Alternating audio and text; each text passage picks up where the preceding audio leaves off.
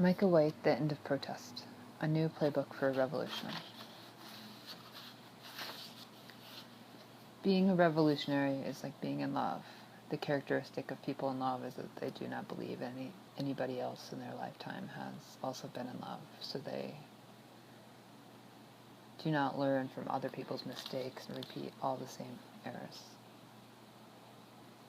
Pauline Rosenstein Rodan, economist, 1974.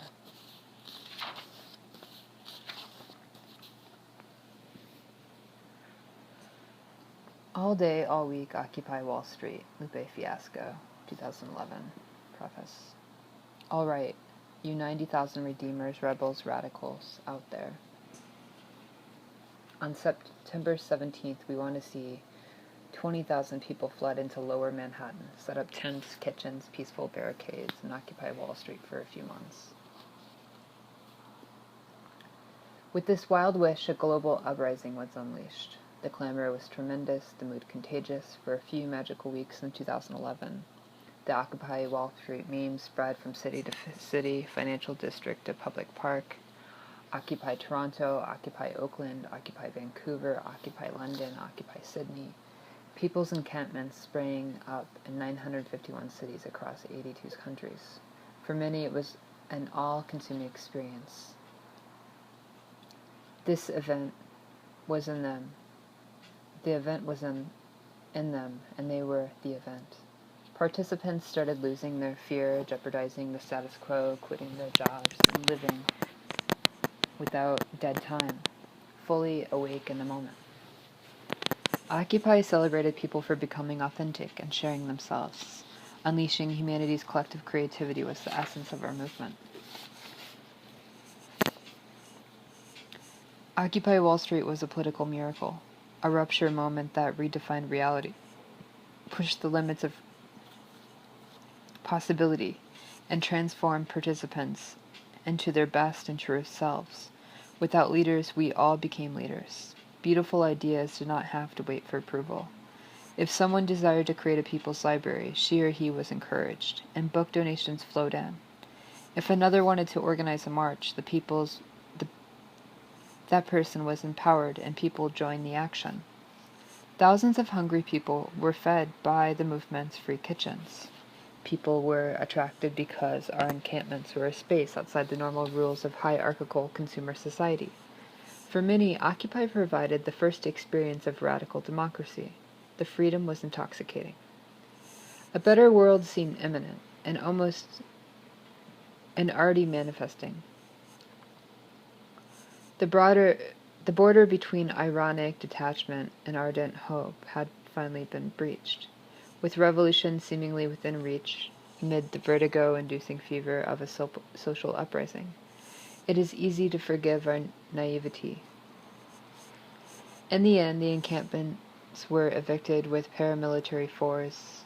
Occupy evaporated, and normalcy returned to financial districts worldwide. And yet another will ever be as if it were before.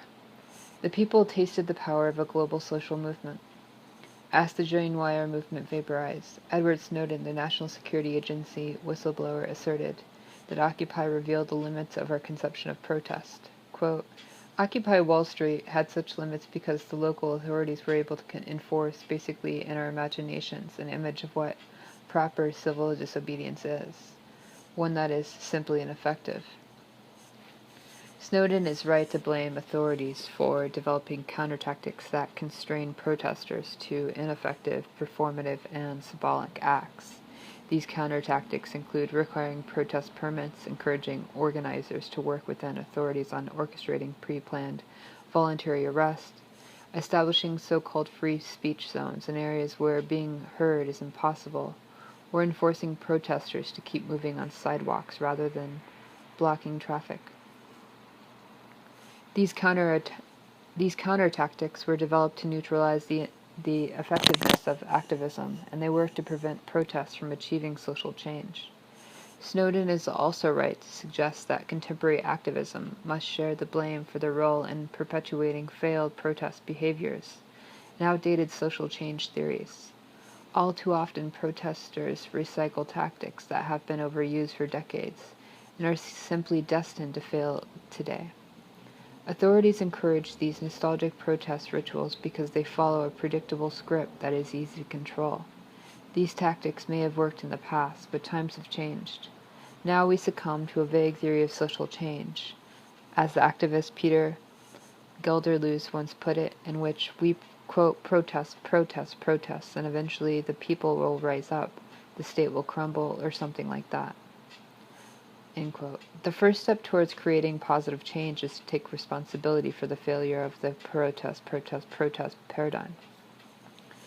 This process begins from the acknowledgement that contemporary protest is broken and the willingness to fix it.